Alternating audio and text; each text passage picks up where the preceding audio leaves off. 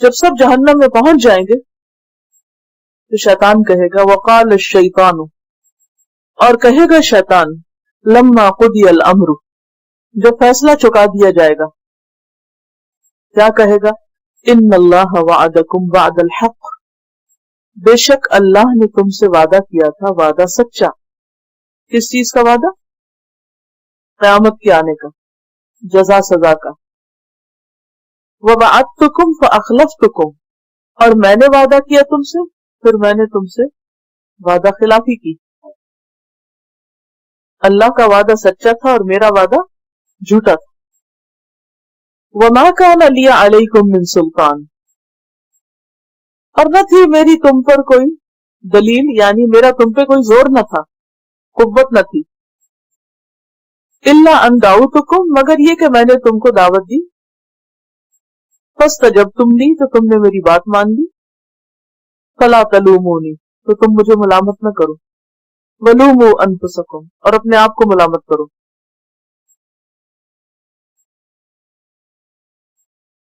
تو اس سے کیا پتہ چلتا ہے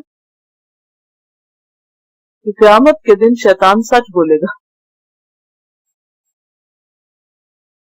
اور اپنے آپ کو بری ذمہ قرار دے گا، کیونکہ انسانوں کو بلیم کرنے کے علاوہ انسان شیطان کو بھی بلیم کریں گے کہ اس نے ہمیں بھٹکایا۔ تو وہ کہے گا ہاں میں نے تو بس تم کو دعوت دی تھی اور تم نے میری بات مان لی، میری دعوت قبول کر لی، اب مجھے کیوں بلیم کرتے ہو؟ فَلَا تَلُومُونِي وَلُومُوا أَنفُسَكُمْ، مجھے ملامت نہ کرو، اپنے آپ کو ملامت کرو، قصور تمہارا اپنا ہے۔ مَا أَنَا بِمُصْرِخِكُمْ، میں تمہاری فریاد رسی نہیں کرنے والا۔ وَمَا أَنْتُمْ بِمُصْرِخِيَّ، اور نہ تم میری فریاد رسی کرو، نہ میں تمہارے کام آ سکتا ہوں نہ تم میرے کام آ سکتے ہو۔ جیسے قائدین اور سردار کہیں گے وہی شیطان بھی کہے گا کہ ہمیں تو خود راستہ نہیں پتا تھا، ہم تمہیں کیا بتا۔ یہاں کیا کہے گا؟ نہ میں تمہارے کام آ سکتا ہوں نہ تم میرے کام آ سکتے۔ انی کفرت بما اشرکتمونی من قبل، بے شک میں انکار کرتا ہوں ساتھ اس کے جو تم نے مجھے شریک ٹھہرایا اس سے قبل، یعنی اس بات کا انکار کرتا ہوں کہ تم اس سے پہلے مجھے اللہ کا شریک ٹھہراتے تھے۔ اور ابن جریر کہتے ہیں کہ اس کا معنی یہ کہ میں اس بات سے انکار کرتا ہوں کہ میں اللہ کا شریک ہوں، کیونکہ انسان جب اللہ کی بات ماننے کی بجائے شیطان کی مانتا ہے تو وہ شیطان کو اللہ کا شریک قرار دیتا ہے، کیونکہ عبادت صرف اللہ کا حق ہے۔ لا الہ الا اللہ، معبود صرف اللہ ہے، کسی اور کو یہ رائٹ ہے ہی نہیں کہ اس کی بات مانی جائے اللہ کی بات چھوڑ کر۔ تو وہ کہے گا کہ میں اس بات کو نہیں مانتا۔ لیکن آپ سوچئے کہ اس وقت انسان کا پھر حال کیا ہوگا؟ جیسے لیڈرز پر انسان نے توقعات رکھی، وہ دھوکہ دے گئے، وہ چھوڑ گئے، شیطان کی بات مانتا رہا انسان دنیا میں، شیطان دھوکے باز نکلا، اور انجام کیا ہے کہ ان الظالمین لہم عذاب علیم، بے شک ظالم لوگ ان کے لیے دردناک عذاب ہے۔ اگر ان دونوں آیتوں کو سامنے رکھ کر دیکھیں کہ قیامت کے دن کا نقشہ کیا ہوگا،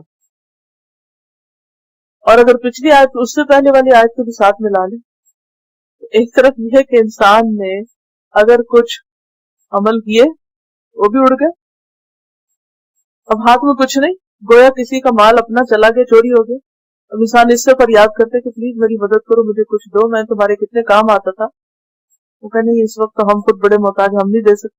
دوسری طرف انسان ڈیسپریٹ ہو کے ہاتھ بڑھاتا ہے، وہ کام نہیں آتا۔ سوچیے کہ پھر انسان کا اپنا حال کیا ہوگا اس وقت۔ لیکن انسان اس انجام کو کیوں پہنچا؟ سوچنے کی بات یہ، کس چیز نے اسے اس انجام سے دوچار کیا؟ کیوں اس کا یہ حال ہوا کہ وہ اتنا ہیلپ لیس ہے؟ اب اس کی وجہ یہ ہے کہ ایک طرف پیغمبروں کی دعوت تھی، قرآن کی پکار تھی، اور دوسری طرف شیطان کی پکار تھی۔ تو دنیا میں انسان نے اللہ کی پکار، پیغمبر کی پکار، قرآن کی پکار کو چھوڑ کر بڑوں کی پکار، شیطان کی پکار اور دنیا کی رنگا رنگی کو ترجیح دی. پکار تو دونوں طرف سے ہے نا. خود انسان کے ضمیر نام کی چیز جو اندر ہے اس کے اندر بھی دونوں آوازیں آتی ہیں. انسان کو اندر سے بھی پتہ چلتا رہتا ہے کہ وہ اچھا کر رہا ہے یا برا کر رہا ہے. نہ انسان نے باہر کی آوازیں سنی اور نہ اندر کی آواز سنی. سنی تو کس کی سنی؟ قائدین، سردار اور اپنے نفس یا پھر شیطان کی. تو یہ انجام تو ہونا ہی تھا. جب تم نے رستہ ہی غلط لے لیا تو منزل پہ کیسے پہنچ سکتے تھے؟ کیا وجہ ہے کہ انسان شیطان کی بات تو سن لیتا ہے لیکن قرآن کی بات نہیں سنتا. شیطانی مجلس میں تو خوشی سے چلا جاتا ہے لیکن قرآن کی مجلس میں جانے سے گھبراتا ہے. بڑی بڑی کتابیں، فکشن، ناول، طرح طرح کی انٹرٹینمنٹ کی چیزیں پڑھتا ہے لیکن اللہ کی کتاب نہیں پڑھتا کیونکہ سنجیدہ باتیں اس میں. وہاں صرف دل لگی کی باتیں، خواہشات کی تکمیل ہے وہاں. اور یہاں ذمہ داریوں کا سبق ہے تو انسان ذمہ داریوں سے گھبراتا ہے اور کیا چاہتا ہے کہ بس اپنے نفس کی پیروی کرتا رہے.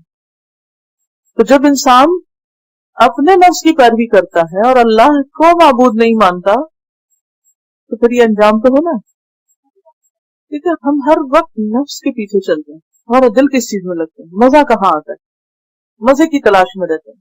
فن، ہر چیز میں فن. دین میں بھی کیا چاہتے ہیں؟ فن.